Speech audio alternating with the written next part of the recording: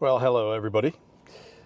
Welcome to my channel. So, this is my first kind of major excursion with the Kia EV6. So I got up this morning, I charged it to 100% last night. Generally you don't do that, generally you charge it to 80, but if you're gonna go on a long road trip, it's okay to charge it 100%. In fact, Kia recommends doing that once a month. Haven't really looked into why that is. But got in the car this morning, had 330 miles of range. I am heading to White Pines Forest State Park. So this is this little state park near Mount Morris, Illinois, a little south of Rockford in the Rock River Valley. And there is a stand there of white pines, and it's actually the southernmost natural stand of white pines in Illinois. So it's kind of a remnant of the Ice Age. Because you go further south, you don't find white pines. They're more of a northern tree. So I thought I'd take the opportunity because it's a nice day today. It's going to be, about 20 degrees, a little bit less than 20 degrees Celsius, in the 60s Fahrenheit. And it's going to be a nice day, and then tonight it's going to start raining. It's going to rain for 2 days straight. So I thought I'd take the opportunity to go do this and do some photography, and then kind of also see how the Kia does on a trip like this. Well, made it to White Pines. So here we are at White Pines Forest State Park. Looks like I've got 196 miles left on the gasometer, so it was a little optimistic on this trip, but not by much, and plenty of juice. And it really is juice, it's not gas, to get me home. Well, one of the cool things about White Pines Forest State Park is that the road actually crosses a ford here, and it's closed. So, yeah, usually before the season starts in about a month, this road remains closed. They'll open it up when more people are coming. But we're going to walk over to the ford, and then I'm going to try and figure out how to get over to the other side. There is a bridge somewhere. Here is the first ford. Actually, there are several of these.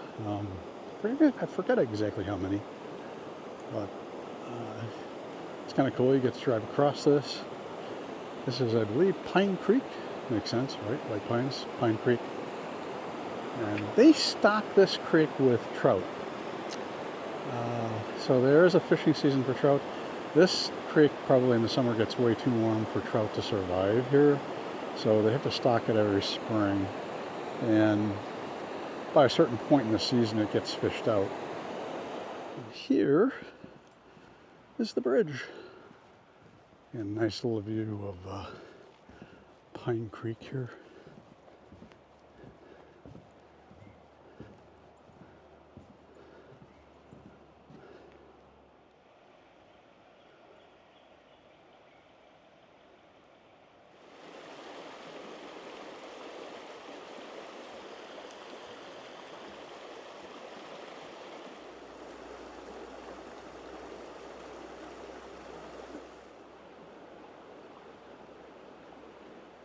There's actually exposed bedrock here that the creek is cut into. There are actually a fair number of places in Illinois where there is exposed bedrock, and you cannot climb here. So it's fun. I'm going to climb up out of the valley and into one of the white pine stands.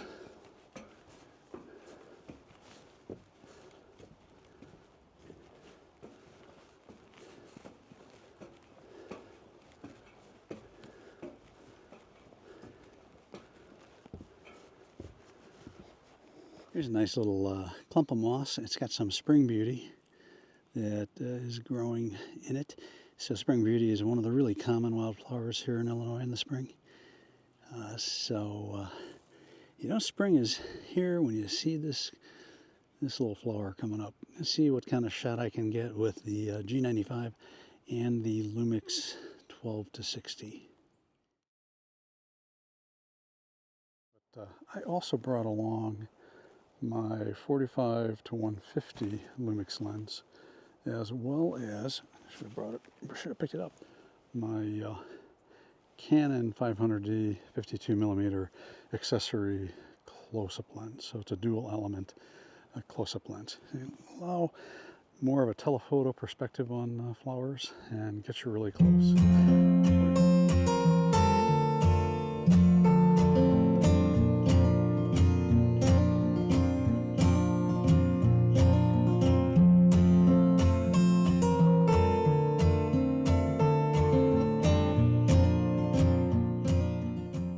Here are a few of the white pines that this park is named for.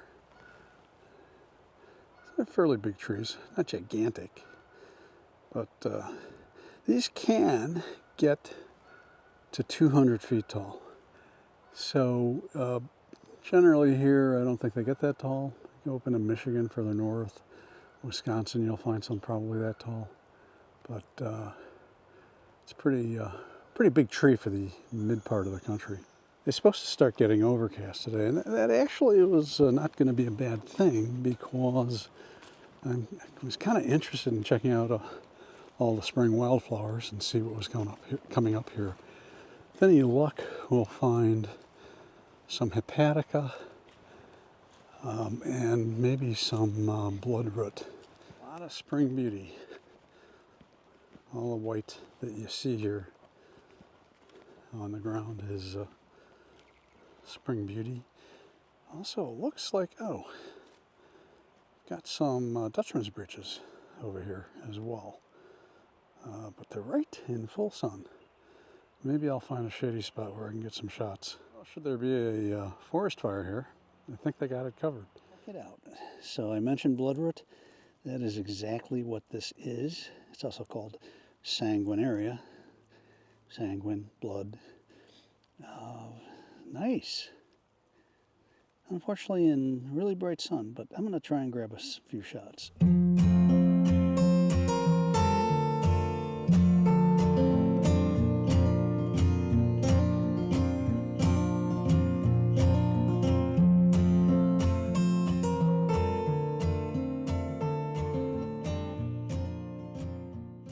I found some Dutchman's breeches, or Dutchman's breeches, whichever I think people prefer.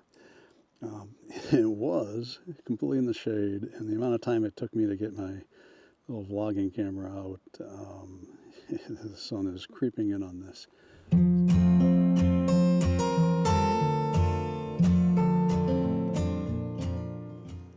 All right, here is another really nice spring ephemeral wildflower. This is hepatica, also known as liver leaf or liverwort.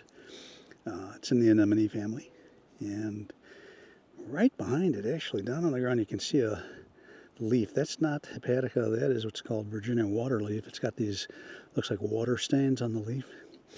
The hepatica leaf, those haven't come out yet, but they actually are three-lobed, and they look kind of like the liver. So I also mentioned that hepatica, it comes from, as far as color goes, you get this really, there's a blue tint to it here. Don't know how well it'll show up on video, but they will go from this tone all the way down to a fairly deep purple. A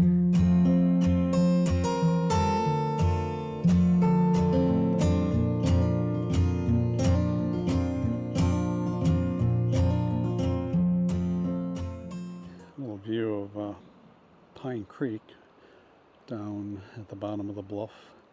And I may have mentioned that I also brought my 100 to 300 Lumix lens, and it's actually useful for times when something is off the trail, like a wildflower. There's a little patch of hepatica over there, and I don't want to walk on any of the wildflowers and walk off trail, so it means that I can probably get a pretty decent shot from here on the trail.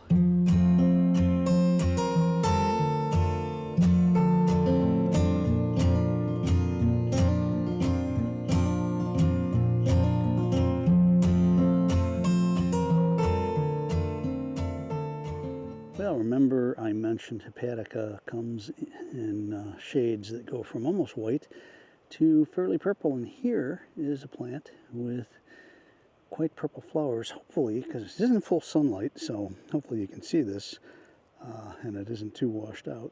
See some bees checking it out. So, yeah, interesting variety in Hepatica.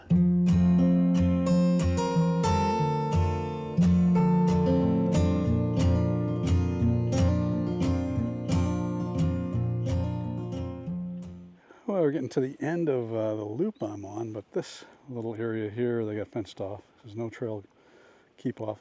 Probably because down the slope here, there's a cliff.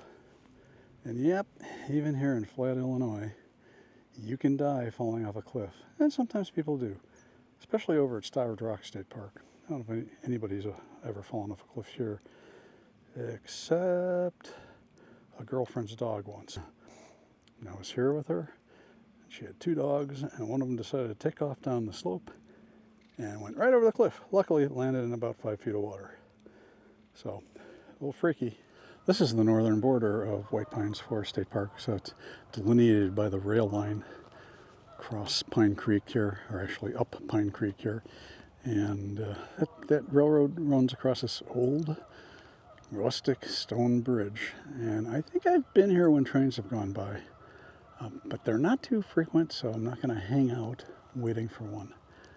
Remember I mentioned the girlfriend, this is a long time ago, in my 20s, whose dog ran off the cliff? Heh, this is where that happened. So the trail goes up along the left, top of that bluff on the left. And I don't know why this dog decided to take off down the slope at the top of the cliff, but it did, and went right over. And luckily the creek is really deep here, so the dog was fine. The girlfriend was freaked out. Well, I hadn't counted on this. Apparently, I have to cross some stepping stones. Yeah, this isn't happening. I don't see how those are actually stepping stones, because you're going to have to jump a good 1.5 meters at one point. So I'm going to have to probably go up, find a trail up this bluff over here, which leads over to the bridge further down downstream.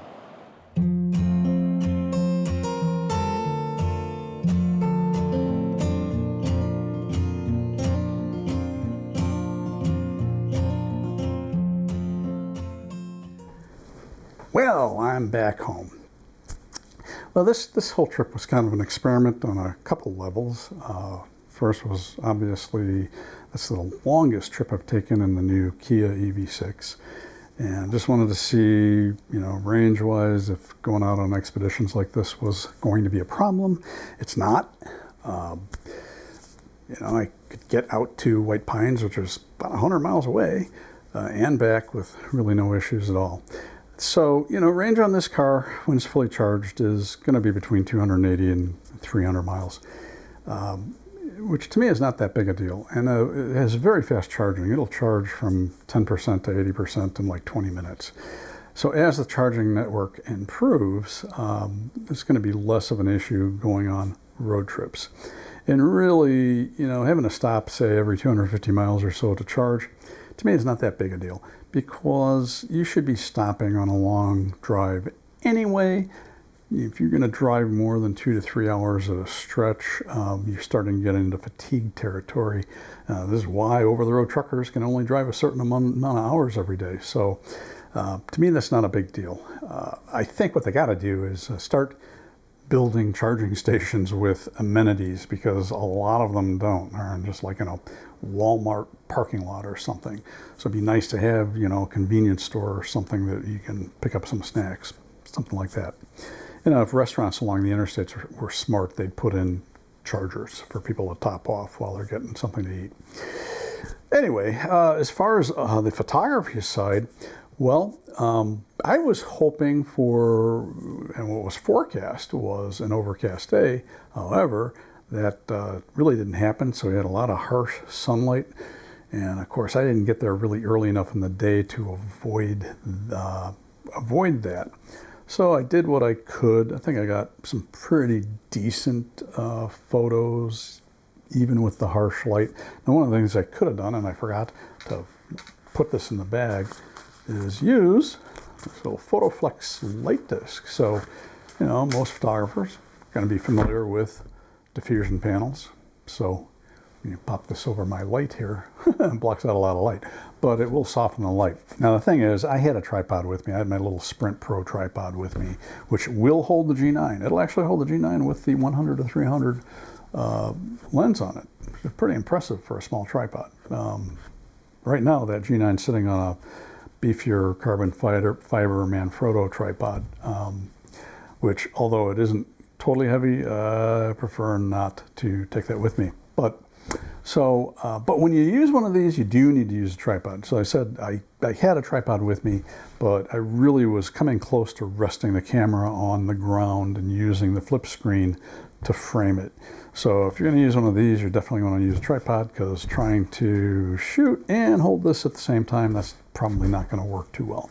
The other thing that I was experimenting with, and I did a video last year about this, I'll link to it in the end titles. This Low Pro Fast Pack BP250 Mark II, I believe. There's a Mark III now. But anyway, this thing, I got this at a resale shop for 12 bucks. This is another $100 bag. So I packed up the G9, the 100 to 300, the 12 to 60 Lumix, the 45 to 150 Lumix with that Canon close-up lens that I mentioned, and the Leica 9mm wide angle, which did not end up using at all. So, but to be honest, I'm really not a photo backpack kind of guy. I prefer shoulder bags because everything's accessible, like right away. When you are using one of these, obviously, you gotta take it off to get to anything. Now, the nice thing about this bag is that it does have a top compartment for like a raincoat, Gore-Tex rain parka, which I had in here. Don't need it. And it does have a lot of room. You know, you can fit a full frame system in there, no problem. Unlike more expensive backpacks, though, it opens from the back side rather than the front side, which is the side against your back. And of course, so if you put this down to open it, then you can get all kinds of stuff on the back side that you got to brush off before you put the thing back on. So I will be doing more of these trips within around 100 miles of Chicago in the future, doing photography. I got one planned down to the Starved Rock area, so Starved Rock and Matheson State Park. A lot of people know about Starved Rock, but they don't know about Matheson if they're not from this area. It's right next door. Really nice little park. So, and White Pines, yeah, it's not a very big park, but it's nice. Pine Creek is a really pretty little stream. So it's a good place to get away for a little while. Hopefully this was useful and enjoyable for you. If it was, hit that like button. Any questions or comments, leave them down in the comment section. I'm Todd Banner. I will see you next time.